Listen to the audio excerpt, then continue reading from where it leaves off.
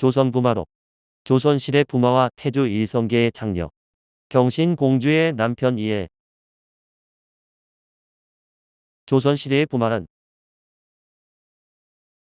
조선 부마록을 시작하면서 먼저 조선시대 부마에 대해 알아보면 부마의 별칭인 애비는 한국사에서는 조선 세종 때 명호를 격하하는 과정에서 처음 실록에 보이며 부마를 격하한 것입니다.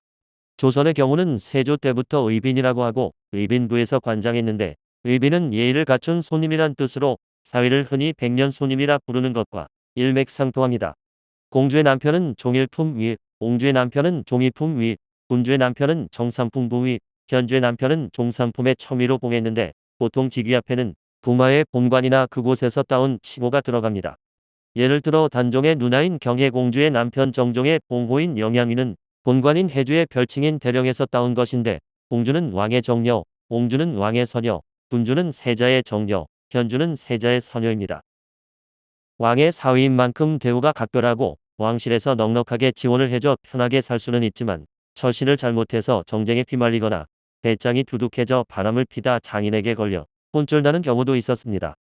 게다가 조선 왕조의 경우 부마는 정책적으로 명예직 외엔 벼슬을 받을 수 없어 가끔 왕명을 받아 공문서를 작성하고 의전을 맡거나 명나라나 청나라의 사신으로 파견되는 등 실권 없는 얼굴마담 역할만 할 수 있었습니다. 그리고 아내가 왕녀라 아내가 살아있을 때는 첩을 둘 수 없었고 아내가 죽었어도 후처를 맞이하지 못하고 그대로 혼화비로 살아야 했지만 혼화비가 된 후에 첩을 얻는 것은 묵인해 주기도 했습니다. 가끔 왕의 허락을 받아 재혼하는 경우도 있었지만 숙종 때 효종의 사녀 숙정공주가 유전한 후 숙정공주의 남편 정재륜이 재혼할 것을 청했으나 물리쳤는데 이를 계기로 부마의 재혼 금지가 법제화되었습니다. 그 때문에 조선시대 부마가 되는 사람들은 대부분 명문가 자제들이지만 대를 이을 필요가 적은 차남 이하의 아들들이 부마가 되었고 종소는 부마에서 보통 제외되었습니다. 만약 왕녀가 일찍 죽었는데 후사가 없으면 무조건 양자를 드려야 했는데 조선 후기의 왕녀들이 단명하면서 어린 나이부터 수절하는 부마가 늘어난 바 혼인 3개월 만에 아내 영희옹주가 죽은 박영효가 대표적입니다.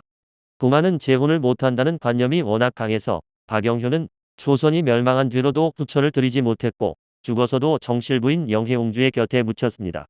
그나마 고종이 배려해 영혜옹주가 하가할 당시 몸종으로 데려갔던 궁녀들을 첩으로 삼을 수 있게 해주어 일제가 내린 후작 자기를 계승할 자손은 남길 수 있었는데 그들 중 한 명이 흥영군 이후공의 부인인 박찬주입니다.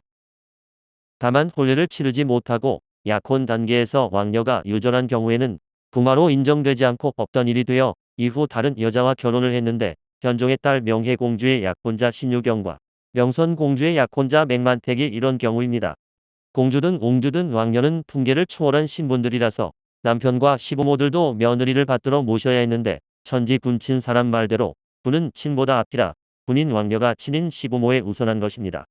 부마는 실직을 맡을 수 없어 출세길도 막히고 재수가 없으면 단종의 매부였던 정종처럼 정치적 문제에 휘말려 참사를 당하는 경우도 있어서 부마가 되는 것을 반기지 않는 경우도 있었습니다. 그러나 왕녀를 며느리로 맞아들였다는 것은 왕실과 사돈을 맺는 것이라 가문이 순식간에 1등급 명문가로 부상해 부마의 형제나 가까운 친척은 과거 시험이나 조정내 승진 등에서 알게 모르게 혜택을 받았습니다. 정재륜의 경우에도 그가 부마가 된 것이 친아버지 정태화와 양아버지인 정치화가 정승의 자리에 오를 수 있었던 요인으로도 꼽히고 정재륜이 아들의 양자로 들인 정서고도 정승에 오릅니다. 또한 왕녀와 부마 사이의 자손은 왕실의 외손이라는 이유로 남자는 벼슬끼리 여자는 혼사끼리 트이곤 했는데 정명공주의 남편인 부마 홍주원의 후손이 사도세자의 빈인 해경궁 홍씨와 정조의 신하인 홍구경입니다. 수빈 박씨도 화평 옹주의 남편인 부마 박명원의 추천으로 후궁 간택이 되었으니 자손까지 내내 벼슬할 수 없이 무위도식해야 하는 왕자들보다는 오히려 낫다고 할 수도 있습니다. 조선 최초의 부마인 상단군 이해. 이해는 1363년에 태어난 고려 말기 선비이자 조선 초의 문신으로 초명은 이백경 이조인데 이거이의 장남이자 태조의 부마이지만 조선 개국 이전의 행적은 거의 전해지지 않습니다. 1390년 음서로 고려국 예문관 예하 강독관 직에 천거된 후 1392년 조선국 창건을 목도했고 태조 5년인 1396년 3월 군자 감승으로 재직 중 태조의 장녀를 맞이해 부마가 되었으며 5월 상당군으로 봉해졌습니다. 태조 7년인 1398년 8월 제1차 왕자의 난에 참여했으며 9월 상당부로 고쳐 봉해지고 정사공신에 책록되었는데 이 무렵 이듬해 경자가 정종의 휘를 범해 이조로 개명했습니다. 이듬해 대간의 건의로 종친과 훈신이 여러 도의 군사를 나누어 맡게 되었는데 이때 경상도 전라도를 맡았으며 1400년 1월 제2차 왕자의 난에 참여했고 2월 판삼군 부사 좌군 도절제사에 임명되었습니다. 5월 영완산 부윤으로 평척되었다. 9월 소원되었으며 태종이 즉위한 후인 이듬해 1월 15일 좌명 공신 1등으로 책록되었고 1월 25일 공후 백의 봉작이 혁파되자 다시 상당군으로 고쳐 봉해졌습니다. 3월 문화부정승 하륜이 이저의 아버지인 문화부좌정승 이거이를 면직시키기 위해 자신이 먼저 제의를 칭탁하고 사직을 간청하자 왕이 이거이를 계림부윤으로 내보냈고 이저도 완산부윤으로 내보내졌습니다. 태종 2년인 1402년 7월 의정부 찬성사로 임명되었으며 11월 판승추부사, 12월 좌군도 총재를 겸했는데 이듬해 6월 사직을 청했으나 윤허받지 못했습니다.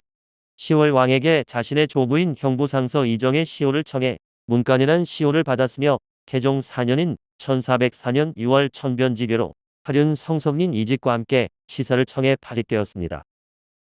10월 18일 서원부원군 이거이가 반역 혐의로 탄핵을 받자 그와 함께 고향인 진주로 돌아갈 것을 명받았으며 10월 24일 자손이 금고형에 처해졌고 11월 함주로 이듬해 2월 이천으로 옮겨 안치되었습니다. 6월 소환되었으나 같은 달 스스로 진주로 돌아갔고 이후 임강으로 옮겨 안치되었다가 1410년 7월 소환되어 다시 상당군으로 봉해졌으며 9월 세자의 휘를 피해 개명할 것을 청해 이해라는 이름을 받았습니다. 1412년 이거이의 상을 당해 진주에 있다. 1414년 향년 52세로 졸했는데 시호는 경숙이며 증조부는 낭성군 이계감, 조부는 형부상서 이정, 아버지는 서원부원군 이거이입니다. 어머니는 형부상서 최연의 딸이며 동생으로 첨지중추원사 이백관, 지울산 군사 이백신, 태종의 딸인 정순공주의 부마인 청평의 이백강, 이현이 있습니다. 아들로 장남 이비와 돈영부판관을 지낸 차남 이후가 있는데 이후는 이맹진의 딸 한산 이씨와 결혼했으며 KBS 드라마 용의 눈물에서는 송호섭이 연기를 했습니다. 태조 이성계의 장녀 경신공주. 경신공주는 태조 이성계의 둘째 딸이자 신의왕후 소생으로 태조의 접장녀로 기록되어 있고 왕실 족보인 선원록에도 장녀로 기록되어 있지만 신덕왕후의 딸인 경순공주가 경신공주보다 먼저 태어났습니다. 태어난 해는 알 수 없지만 1388년 위화도 회군 당시 고려 조정에서 요동 정벌에 출정한 장수들의 가족들을 인질로 삼으려 하자 이방원이 대피시켰는데 언니 경선공주와 함께 나이가 어렸다고 기록되어 있습니다. 태조 5년인 1396년 3월 19일 이거이의 장남 이백경과 결혼했는데 이백경은 당시 33세로 아들 이비를 둔 상태로 경신공주는 재혼 대상이었던 것입니다. 태종 4년인 1404년 시아버지인 이거이가 모반을 품었다며 남편 상당부원군 이저와 함께 태종에 의해 서인으로 강등되었는데 이거이의 두 아들이 왕실의 부마가 되면서 세력이 커질 것을 경계했기 때문입니다. 종친과 공신들이 이거이 부자를 처형할 것을 청하자 태종은 이거이와 이저가 왕자에 난 당시 큰 공을 세웠고 다른 아들인 이백강이 정순공주의 남편이라 이들을 죽일 수 없다며 거절했습니다. 이후 태종에 의해 죄를 용서받고 서울에 올라와 살게 되었는데 세종 8년인 1426년 3월 22일 졸했으며 고종 9년인 1872년 조선 초기 공주들의 봉작을 공주로 바꾸면서 경신공주로 봉해졌습니다. 조선시대의 공주는 지극히 존귀한 신분으로 훈계를 초월한 외명부로 공주가 혼인하게 되면 모든 절차와 준비는 종부시에서 주관해 국법에 따라 예로써 치렀습니다. 공주는 내명부, 외명부와 함께 궁중의 잔치, 왕비의 시위, 혼인 및 추상 등 여러 행사에 참석할 수 있었고 공주가 죽으면 국가에서는 왕녀의 상장제도에 의해 연빈, 예장, 조묘의 삼도감을 설치했습니다. 연빈은 시체를 염습해 관에 넣어 안치하는 것이고 예장은 예식을 갖춰 치르는 장사, 조묘는 선조의 묘소인데 3일간 조회를 열지 않았습니다. 또한 궁중에서는 고기를 먹지 않는 등 조의를 표했으니 정일품 대광보국 숭록대부보다 높은 격으로 예우받은 셈이고 공주의 남편이 죽었을 때에도 이에 준한 정중한 예우가 베풀어졌습니다. 부마도위가 죽은 뒤에도 공주는 봄과 가을에 계속 쌀, 콩, 보리를 받았으며 공주의 아들인 이후는 처음에는 종칠품, 사위는 종팔품의 훈계를 받고 그에 준한 대우를 받았습니다. 남편인 이해의 초상과 함께 현재 유일하게 초상이 남아있는 공주로 초상은 청주이시 종가에 소장하다 2006년 경기도박물관에 기증한 것으로 조선 초기 초상의 모습을 보존한 작품으로 희소성이 높습니다. 왕여인 공주가 하가의 때 시댁에서는 존칭과 경호를 써야 했고 그 남편은 첩을 두지 못했다고 하는데 경신공주의 초상은 조선시대 양반가나 왕가 여인의 복성스러운 여인상으로 손색 없는 너그러운 인상입니다. 현대는 V라인 얼굴이 미녀의 전형이지만 조선 초기 명신 하연 부부의 초상에서 볼 수 있듯이 강부자 얼굴 스타일이 조선시대 여인상이나 미인들의 전형이었다고 합니다. 조상의 머리 부분 채색이 심하게 훼손되어 전체 윤곽을 살필 수는 없지만 전문가들이 원형에 가까운 모습으로 복원시켰는데 크기는 50.5 곱하기 37cm이며 먹으로 바탕을 그린 다음 색을 칠한 그림입니다. 묘소는 경기도 용인시 처인국 호보급에 있고 1992년 용인시 향토유적 제32호로 지정되었는데 15세기 분묘 양식이 원형대로 남아있고 KBS 태종 이방원에서는 김채린이 역할을 했습니다. 한편 경신공주의 성품에 대해서 실록에 다음과 같은 기록이 있어 한번 보겠습니다. 타고난 성격이 유순하고 아름다우며 마음가짐이 엄격하며 조심스러워서 부호로 살면서도 검소하게 지냈고 귀하게 되었으나 더욱 겸손하였다. 집안의 모범이 되어 일찍부터 집을 잘 다스리는 덕이 나타났으며 남편을 협조하여 능히 국가를 창건한 공을 이루었도다. 세종실록 8년 3월 27일 경신공주의 시아버지인 조선 제2대 영의정 이거희. 이거희는 고려 말 조선 초의 문신으로 본관은 청주이며 평장사 이공승의 6대손인데 고려 말인 1384년 이성계의 추천으로 음서천거되어 강계관군 만호가 되었고 조선이 건국되자 개국원종 공신에 올랐습니다. 1393년 우산 기상시가 되었고 1398년 평안 도병마절제사로 왜구를 격퇴했으며 제1차 왕자의 난 때 공을 세워 정사공신이 되었고 이어서 참찬문화부사 겸 의흥 3군 부중군 동지절제사가 되었습니다. 1400년 제2차 왕자의 난 때 공을 세워 좌명공신이 되었으나 사병협파가 추진될 때 이를 반대해 계림부사로 좌천되었지만 나중에 판문화부사로 복귀했고 태종 즉위 후 관제 개편으로 문화좌정승이 되었습니다.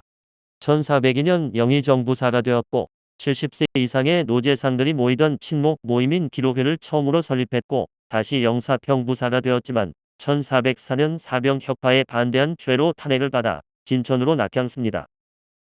이것은 태종의 왕권 강화를 위한 외척 제거의 신호탄이었으며 1412년 8월 25일 진천에서 조례했는데 묘소는 충청북도 진천군 진천읍 상계리에 있으며 충청북도의 기념물 제95호로 지정되어 있습니다. 사극이 많이 만들어진 시대의 인물이지만 등장한 경우가 거의 없는데 1996년 KBS 용의 눈물에서는 강제일이 2021년 KBS 태종 이방원에서는 차기환이 연기했습니다. 이거희는 장남 이해를 태조 이성계의 사위로 들여보냈고 사남 이백강을 태종 이방원의 사위로 들여보내 겹사돈을 맺어 탄탄대로를 걸었지만 1차 왕자의 난이 벌어지자 곤란한 입장에 처하게 됩니다.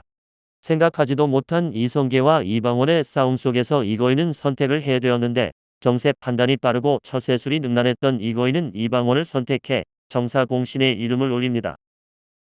이런 상황에서 장남 이해의 입장은 더 곤란했을 것으로 보이는데 장인 이성계를 등지고 처남 이방원의 편을 들어야 했던 것이지만 이해는 순순히 아버지의 선택을 따랐다고 합니다.